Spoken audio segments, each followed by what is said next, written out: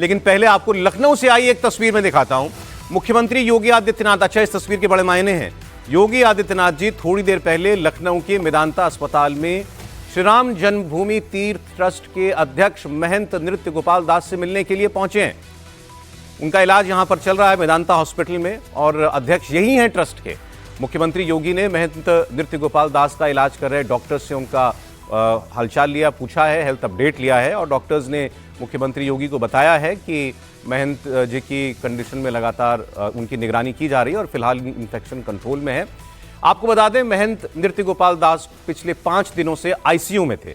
सांस लेने में तकलीफ और इन्फेक्शन की उनको शिकायत है। तो ये तो एक पहलू है और अब ये भी बातें उठ करके लोग कहना शुरू कर चुके हैं कि अध्यक्ष तो वो हैं, लेकिन उनकी सेहत उनको इस बात की इजाज़त कभी नहीं दे पाती थी कि वो ट्रस्ट के कामकाज में, मंदिर के रखरखाव में बहुत ज़्यादा कुछ योगदान दे पाते।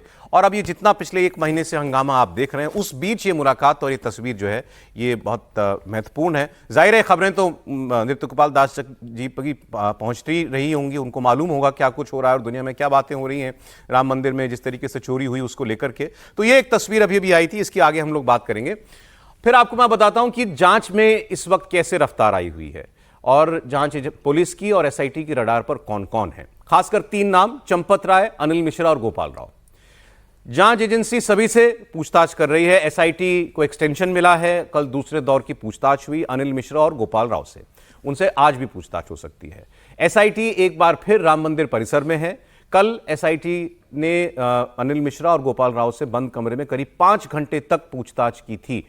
खबर तो यह थी कि पहले अनिल मिश्रा से पूछताछ की गई। अच्छा, अनिल मिश्रा एक मुख्य किरदार के तौर पर उभर रहे हैं क्योंकि इनके पास जिम्मेदारी बहुत थी और इनके बारे में ये खबरें भी आईं कि पहले दौर के पूछताछ में इन्होंने बहुत ज़्यादा सहयोग नहीं किया था, बहुत कोऑपरेट नहीं कर रहे थे, ये भी बताया गया था। तो पहले इनसे पूछताछ हुई बंद कमरे में। उस दौरान गोपाल राव को बाहर इंतजार कराया गया एसआईटी के द्वारा, वो बाहर बैठे रहे। फिर उनको अंदर बुलाया गया।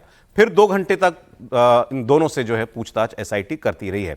एसआईटी ने गोपाल राव और अनिल मिश्रा को उनकी बैंक डिटेल्स और मंदिर में कर्मचारियों की ज्वाइनिंग कैसे कराई जाती थी, इससे जुड़े दस्तावेजों के साथ बुलाया है। गोपाल राव और अनिल मिश्रा के अलावा आज चंपत राय से फिर पूछताछ हो सकती है। उनसे पुलिस और एसआईटी दोनों बात कर चुके हैं इससे पहले। एसआईटी को दरअसल ये शक है कि चढ़ावा चोरी में सिर्फ ये 8 लोग नहीं थे जो कि पकड़े गए हैं, बल्कि इस वक्त इसमें और भी लोग हो सकते हैं और उन सब तक पहुंचना एसआईटी ज्यादा जरूरी समझ रही है। चढ़ावा चोरी को लेकर रिकवरी की बात करें तो अब तक हुई बरामदगी में सबसे ज्यादा पैसा अविनाश शुक्ला के पास से मिला है। उसकी जिम्मेदारी राम मंदिर के अंदर दान के पैसे की काउंटिंग तक, पैसों को काउंटिंग कक्ष तक पहुंचाने की थी और आरोप है इस दौरान उसने सबसे ज्यादा गबन किया और लाखों रुपए साफ किए और इन पैसों से उसने गांव में नया घर बनवाया। पुलिस अब अविनाश की भी तमाम संपत्तियों की पड़ताल कर रही है।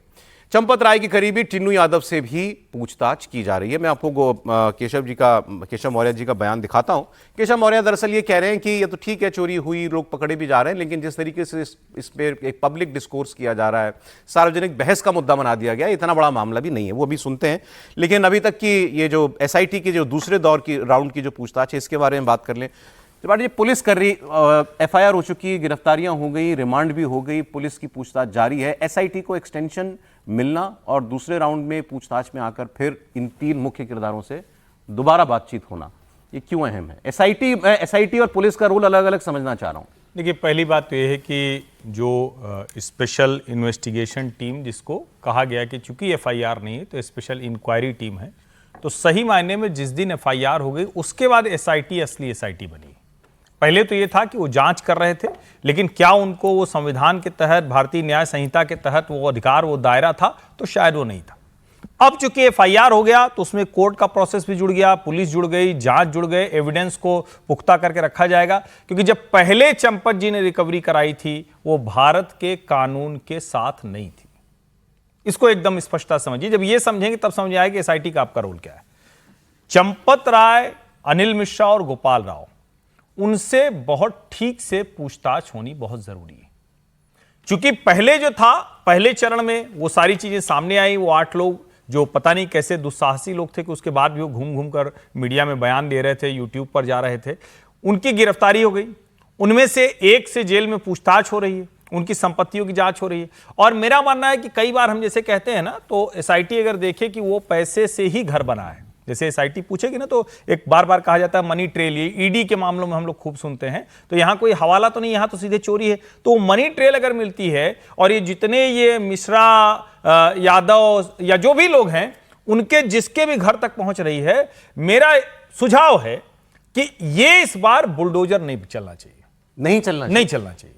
क्यों? उसको कब्जा कीजिए और धर्मशाला बनाइए, अयोध्या जाने वाले लोगों का वो निवास होगा।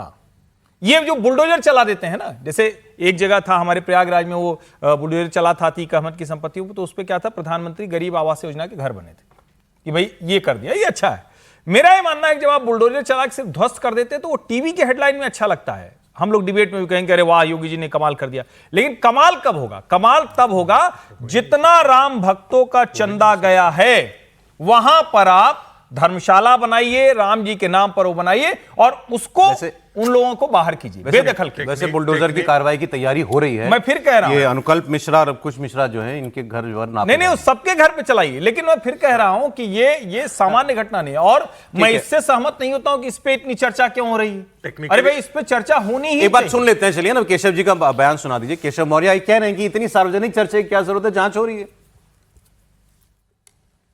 वहाँ जो घटना घटी है उसकी एसआईटी भी और एफआईआर करके पुलिस भी जांच करने का काम कर रही है, जांच का इंतजार करिए। लेकिन विपक्ष को श्री राम जन्मभूमि मामले में बोलने का कोई नैतिक अधिकार नहीं। देखिए, श्री अखिलेश यादव जी जो कर रहे हैं, समाजवादी पार्टी और रसातल में जा रही है। जिन लोगों ने वहाँ कर्मचारी के रूप में सेवा की है और लोगों ने इस प्रकार से चोरी करने की घटना की जिसकी जाँच चल रही है, वह निश्चित तौर से पीड़ाजनक है, उसको किसी भी दृष्टि से अनुचित ही माना जाएगा। श्री राम जन्मभूमि आंदोलन के लिए जो परम तपस्वियों की तरह काम किए हैं, उसमें आदरणीय चंपत राय जी सहित तमाम श्री राम जन्मभूमि मंदिर निर्माण आंदोलन का हिस्सा रहे हैं, उन सबको इस प्रकार की घटना से पीड़ा है। लेकिन इस विषय को जितना चर्चा का विषय बनाया जा रहा है, उतना बड़ा चर्चा का विषय बनाने का कोई औचित्य नहीं है। वो कह रहे हैं इतना बड़ा चर्चा का विषय बनाने का औचित्य नहीं है और तपस्वी की तरह जीवन रहा है चंपत राय जी का। जी समीर, अब केशव प्रसाद मौर्य तो इतने आराम से बोल रहे हैं कि चर्चा मत कीजिए। जिस तरीके से उनको पूरी राजनीति में भ्रष्टाचार की जो आदत पड़ गई है कि सरकार में भ्रष्टाचार, विभागों में भ्रष्टाचार, तमाम जगह जब भ्रष्टाचार है तो राम मंदिर में भी भ्रष्टाचार हो गया, उसमें क्या फर्क पड़ता है। तो जिस हल्के तरीके से वो राम मंदिर के चढ़ावा भ्रष्टाचार को ले रहे और कह रहे इसकी चर्चा नहीं होना चाहिए, मुझे लगता है बहुत दुखद है। उनसे इस तरीके से बयान की उम्मीद नहीं थी। उनको ये कहना चाहिए था कि ये सार्वजनिक विमर्श में इसकी चर्चा होना चाहिए, दूध का दूध पानी का पानी हो, सच्चाई आना चाहिए और पूरी बात जो है सार्वजनिक रूप से आना चाहिए कि इसमें कौन लोग शामिल थे, कौन शामिल नहीं थे। किसी को भी छुपाने की और किसी को भी कवर करने की जरूरत नहीं इस पूरे मामले को लेकर।